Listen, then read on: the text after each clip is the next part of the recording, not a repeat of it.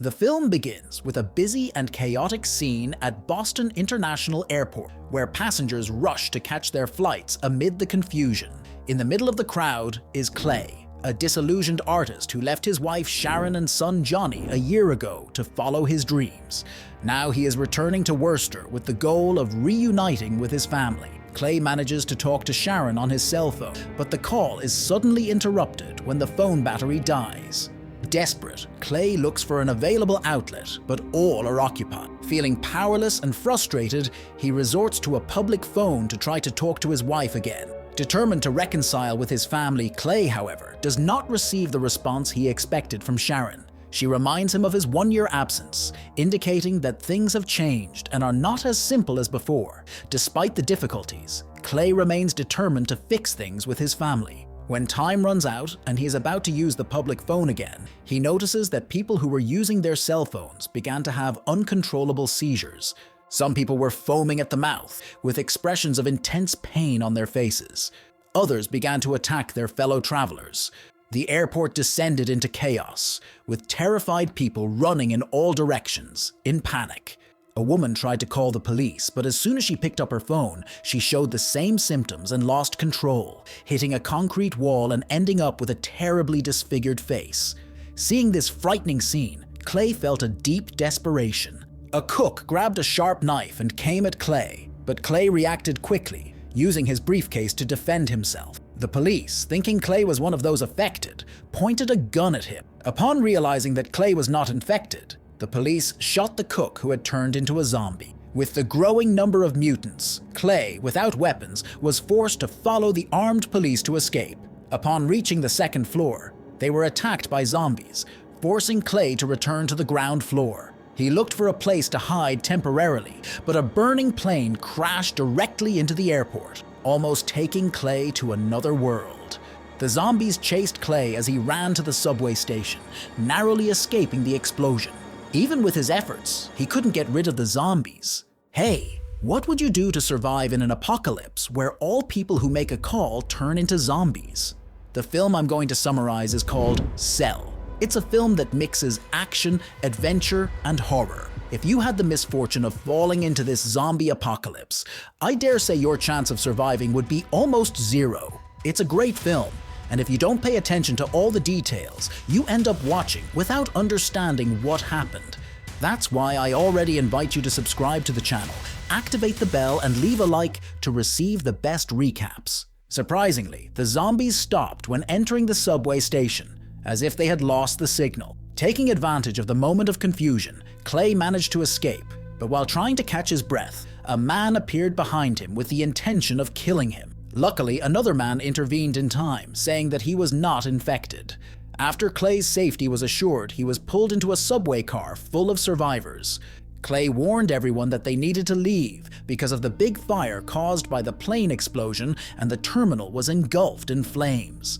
Tom, the train driver, said that the train couldn't leave because the control center had cut the power, and suggested that the only way out was on foot through the tunnel, but not everyone agreed with the plan. Being scared to death, Tom warned that their safety was temporary, as the tunnel would fill with groundwater in 24 hours if not monitored. In the end, only Clay and a young DJ decided to follow Tom. They quickly left the subway car and were almost out of the tunnel when they were stopped by several infected. Not knowing if they were zombies or humans, they were in doubt. Suddenly, a zombie attacked and killed the DJ, who was about to investigate. They ran to help, but the noise attracted more zombies. Then the only option was to climb a ladder that led out of the tunnel. They blocked the iron door with a trash can, thinking they were safe, but discovered that the city had been taken over. They needed to find a place to hide, and Clay's studio was very close, so they decided to seek shelter there. Once settled, Clay began to think about his family.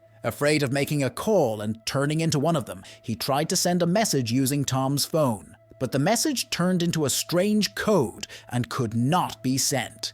While deciding what to do next, a sudden knock on the door startled them. After hearing the visitor's voice shouting for help and understanding that it was not an infected, Clay opened the door and found Alice, his upstairs neighbor. She was covered in blood, holding a knife, and looked very scared, saying she had to put an end to her own mother who had turned into a zombie. Clay suggested she clean up and change clothes. Despite the likely loss of his wife, Clay decided to return home at dawn, believing that his son, who rarely called, was not infected. Upon hearing Clay's plan, Tom and Alice agreed to go with him, as staying together was the best chance of survival. When dawn came, they observed the zombies behaving in a strange way as an organized group. Being discovered would mean certain death. As soon as the zombies scattered, they went stealthily to the street. They saw a group of zombies spinning in circles in a very sinister way, trying to understand what was happening. A motorcycle passed quickly, without noticing the signals the survivors were making. The zombies noticed the motorcycle and attacked the couple, tearing them apart. Upon seeing this terrible scene, they took the chance to escape. After walking for quite some time, they saw a house with a sign written, "I carry guns." They presumed the house had weapons. They entered the house and found the owner long dead, but also a stock of weapons and equipment.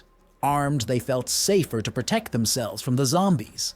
However, at that moment, Alice saw a boy swinging in a sinister way on a swing outside the window. Thinking he was a survivor, they went out to take a look. To their surprise, they realized that the boy was holding a dog, but it soon became evident that he was not normal. He was a zombie. Shooting at him was the worst mistake they made. The zombies hidden in the surroundings heard the noise.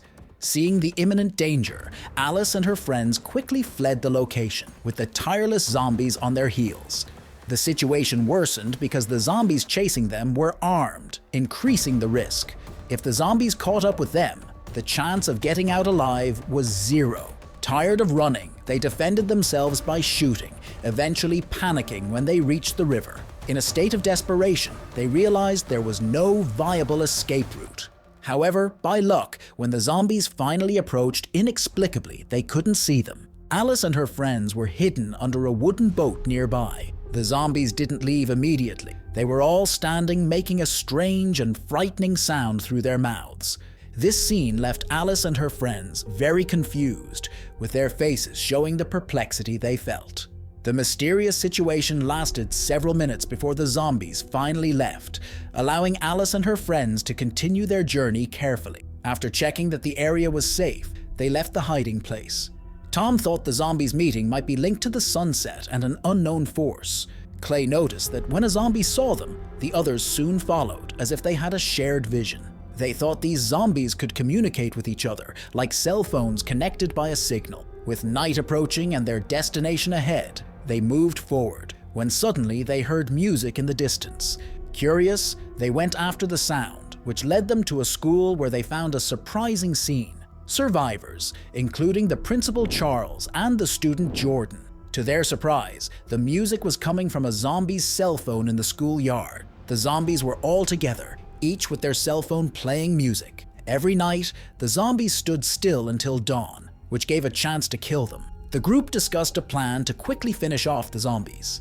The leader suggested using a school irrigation truck full of gasoline to wet the zombies and then set them on fire with a flaming tennis ball launched with a bow and arrow. Even though it was a cruel method, they followed the plan. They used the irrigators full of gasoline to wet the zombies, and the flaming tennis ball was fired, igniting everything at once. Many zombies woke up, but the fire spread through the irrigation system, causing an explosion that injured Principal Charles, who did not survive. With the zombies burning, the group had to quickly leave the burning school. While hiding in a nearby house, one of the survivors, Clay, had a frightening dream about a zombie dressed in red. It wasn't just Clay. The entire group had the same frightening dream about a zombie character dressed in red from Clay's comic book. Frightened by this common nightmare, they moved forward toward Clay's house. Before nightfall, they arrived at a bar where many other survivors were gathered. There was an old woman named Sally who was crazy about Tom, the bartender, and a strange guy. The bar had a welcoming atmosphere, making the group relax and enjoy a rare social moment in the post-apocalyptic world. The survivors said they were going to a place called Cash Walk at dawn, a safe place where survivors are going, since there is no signal there. After the improvised party, everyone went to sleep. However, a woman from the group woke up with a strange sound coming from behind the door. Curious, she approached to listen better. While the woman was investigating the sound, Clay also woke up. As he approached her, she had turned into a zombie, and an infected suddenly attacked him. Shally had opened the door for the infected to enter. The noise woke up the rest of the group, who entered into a fight against these new types of zombies. Unlike the previous zombies, these could emit sound waves that transformed normal people into zombies, just with the sound from their mouths, without needing physical contact. Clay narrowly escaped an attack with help from Alice, but she was seriously injured while saving Clay. Unfortunately, Alice could not recover from her injuries. Now, only Clay, Tom, and Jordan remained after Alice's death. They buried her and moved on, eventually finding 2 more survivors in the forest, Denise and Ray, who is an explosives expert. Talking, the group discovered that the zombie leader, who wore red, could enter people's minds through dreams and attract them to a signal tower. Called Cash Walk, this induces survivors to think there is a place of refuge, but in reality, it is a trap. This only happened after destroying the first horde of zombies at night. They also managed to capture a live zombie, who was Denise's brother. His eyes were covered so as not to be recognized by other zombies, but he still reacted violently when he saw another zombie nearby, which was a surprise. The captured zombie was agitated and a child's voice came out of him. Clay recognized the voice as his son's and without thinking, removed the hood from the zombie. That's when they discovered it was a trap set by the red-dressed zombie. Tom managed to neutralize the zombie in time,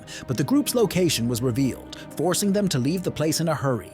They hadn't driven for long when Ray stopped the car. He called Clay to get out of the car. It seemed he wanted to say something important.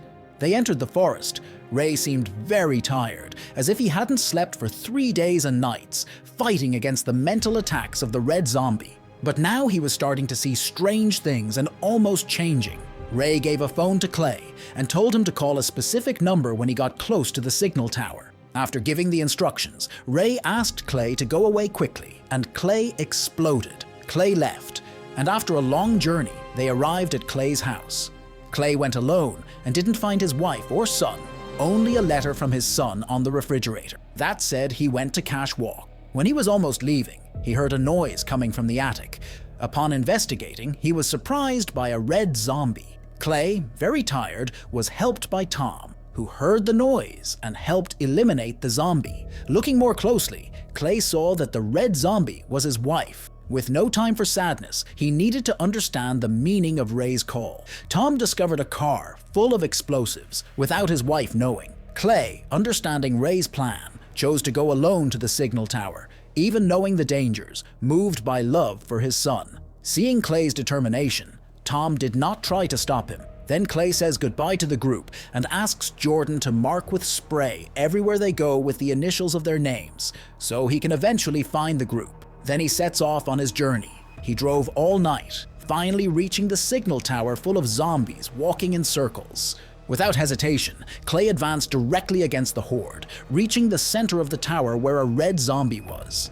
He ran over the red zombie with his car, got out and fired until the zombie died. Suddenly, Clay heard his son's voice in the middle of the horde, but he knew it wasn't real. Suspecting that his son had turned into a zombie, he infiltrated among the zombies to the edge, ready to detonate the bomb.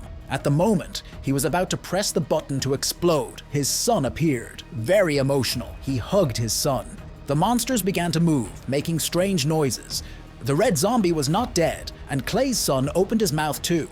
Realizing the danger, Clay pressed the button. The explosion finished off the monsters in the tower. Luckily, Clay and his son survived and followed Tom's signal to meet up. But the story doesn't end there. In the last scene of the film, Clay is seen among the zombies, showing that he turned into one of them.